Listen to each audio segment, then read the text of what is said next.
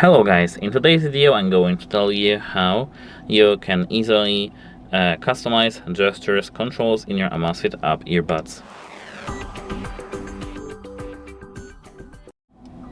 So the first thing we have to do is to have the same view as I do, and the Zepp application and device section.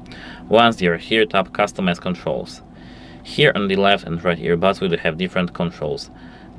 If we tap, for example, long press, we can change long press from pause and play to volume up plus to volume minus, next song, previous song, wake up voice assistant are disabled. And we can do of long press once, press twice, press 3 times, so triple tap, and here that's how it works. The same is on the left. To bring back your gestures to the default ones, controls, you need to tap default button at the bottom of your screen, like right here. That's it, hope it helps you, and goodbye.